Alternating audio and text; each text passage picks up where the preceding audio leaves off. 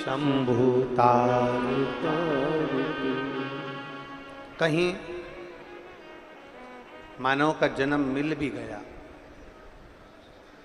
मनुष्य का शरीर प्राप्त हो भी गया,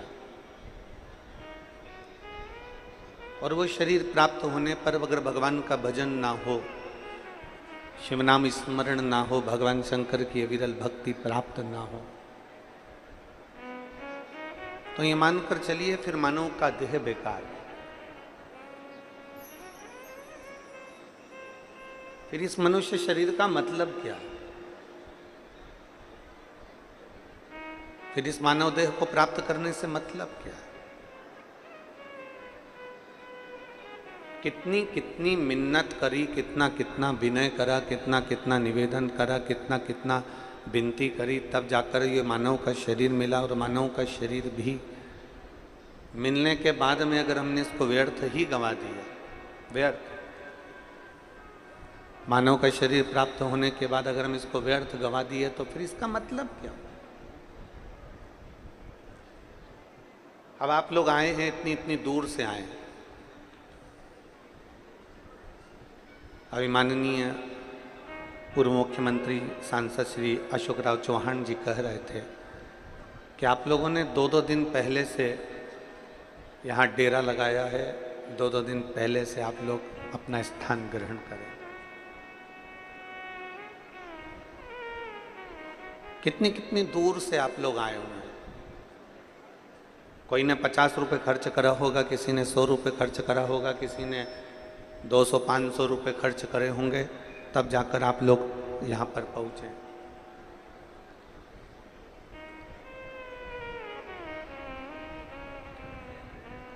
और इतनी मुश्किल से ये जगह आपको मिल गई और आप बैठ गए, कथा में आराम से आप विराजमान हो गए,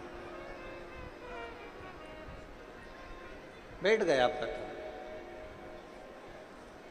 अब मालूम पड़ा कि कथा में आकर आप बैठ तो गए, कथा में आकर आप विराजमान तो हो गए, पर मालूम पड़ा कि कोई इधर से बोल रहा है, कोई उधर से बोल रहा है, कोई उधर से चिल्ला रहा है, और आपका ध्यान बार बार शिव महापुराण से हटकर उस व्यक्ति की ओर जा रहा है।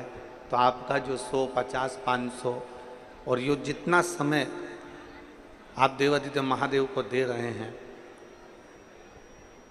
शिव को समर्पित ही नहीं कर पाए, भगवान को दे ही नहीं पाए, और वो व्यर्थ ही चले गए। तो उसका मतलब क्या? हम पहले भी कथा में कहें, आज फिर कहते हैं, 3 घंटे की कथा में से 2.5 घंटा हम बोलते हैं। 2.5 घंटे की कथा में से अगर 2.5 मिनट भी आपने बैठकर अपने दिल को, अपने हृदय को, अपने चित्त को, अपने मन को मेरे देवादिदेव महादेव को दे दिया, तो वो 2.5 मिनट तुम्हारा ना जाने कितने वर्ष को संवार सकता है, और ना जाने तुम्हारी जिंदगी को कितना निर्मल कर सकता है। केवल 2.5 मिनट। मेरे तुलसी बाबा तो लिखते हैं कि आदि में पुनि आद।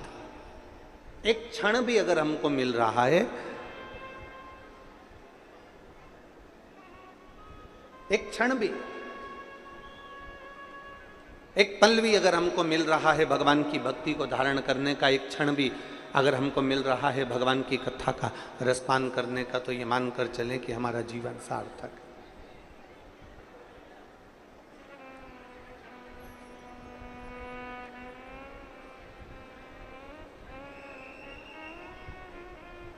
एक मिनट भी अगर हम परमात्मा को दे रहे हैं तो हमारा जीवन सार्थक है। पहले तो विचार करो कि शिवपुराण कहाँ सुन रहे हो। मां गोदावरी का तट,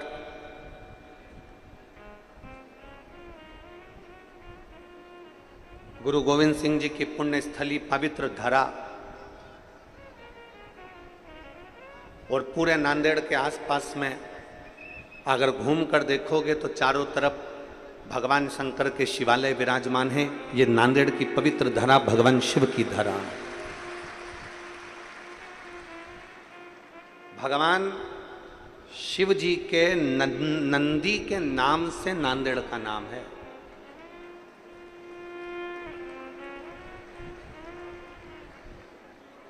और क्या हुआ था नांदेड़ में?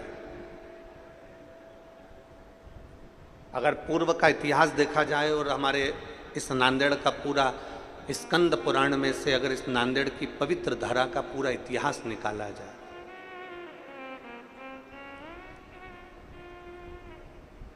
स्कंद पुराण में से अगर तीसरे अध्याय में से भी अगर हम नांदेड़ का पूरा इतिहास निकालें तो आप उसमें स्मरण करेंगे कि भगवान शंकर माता पार्वती जी को लेकर भ्रमण के लिए निकलते हैं।